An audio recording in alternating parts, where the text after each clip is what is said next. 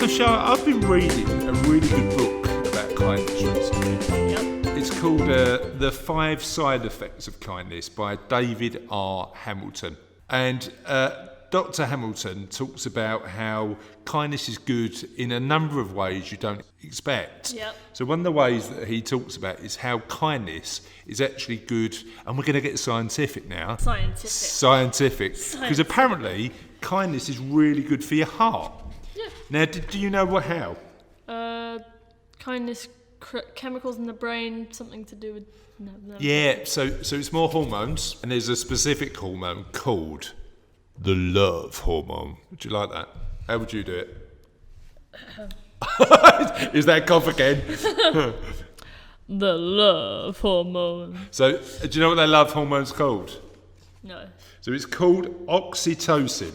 And oxytocin is generated, it's naturally in your body, but it can be higher and lower in different ways, and it's generated by a number of different things. Interestingly, it's known for its role in breastfeeding. So when mums give babies breast milk, there's oxytocin contained in that. However, the body can naturally generate oxytocin, and they can do this in a number of ways. So oxytocin is generated through feeling elevated, feeling really happy. Yep. So if you're happy, your body is naturally generating more oxytocin.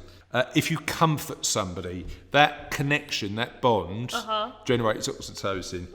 Warm emotional contact generates some oxytocin. Supporting a friend or loved one. Wait, what's it called? Oxytocin? Oxytocin. Oxytocin.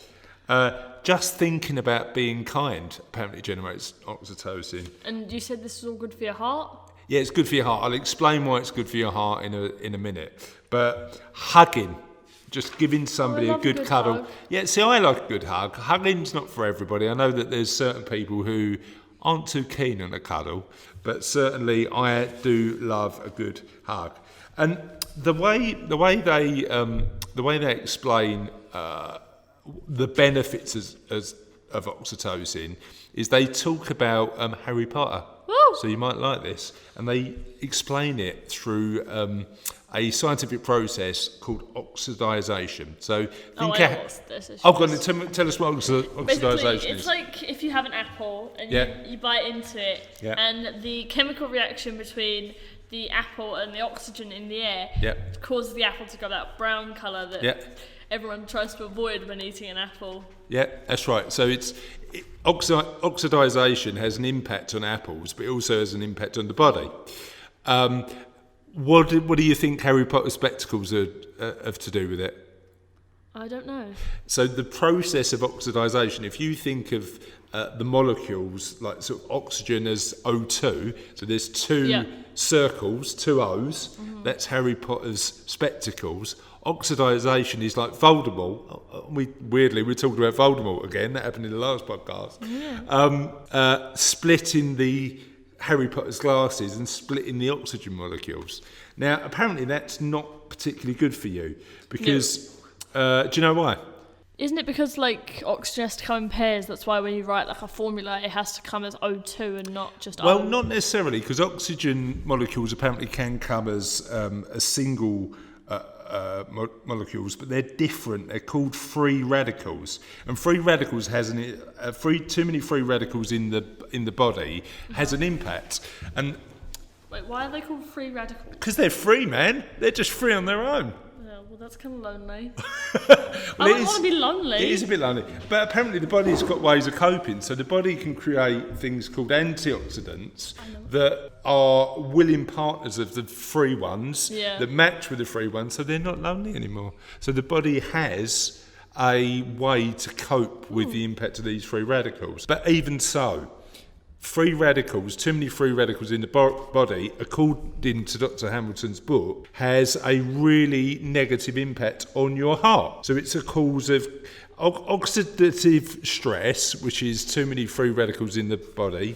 So how do you get too many free radicals in your body? So I don't know, to be honest. I mean, we'll have to get Dr. David Hamilton to answer that because I'm not sure. But apparently, Oxidative stress plays a big role in cardiovascular disease. It's also linked with Alzheimer's, chronic fatigue, arthritis, Parkinson's, and a number of other serious conditions.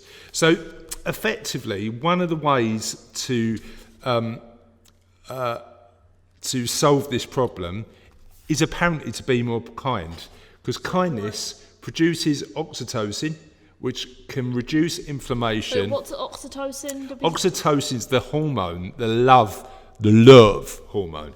So it's the one you get from hugging, caring for people. Okay. Even just thinking about being more kind generates oxytocin that combats combats the free radicals. The weird thing is, I think the phrase free radical sounds quite cool. Yeah, me too. I'd like to be a free radical, but the more I read about them, the more that I think... They sound less free and more like they're going to weigh you down for the rest of your life. Yeah, so the weird thing is, although we think about kindness as making other people feel better, and we've spoke before about how kindness can make us feel better, actually it can also protect our heart and makes our heart feel better. What do you think about that? I think that's kind of a cool thought, because we always assume if we're doing something kind it's for others, but actually it makes us actually healthier. Yeah. How else do you think it protects the heart? What else could it reduce? Soul. Yeah, the soul.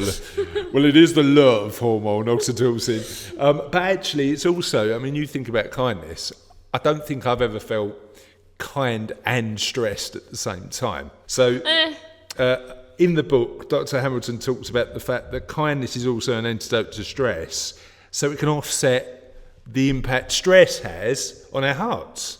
It's an additional reason why kindness is actually good for our hearts. Oh, cool. So have you learned something new today? I've learned many new things. Many new things. I've learned about the love hormone. You've learned about the love hormone. Have you learned about free radicals, man? Free radicals, and even though they sound awesome, they might not be good for your body. They sound pretty free, man. No, you sound free, man.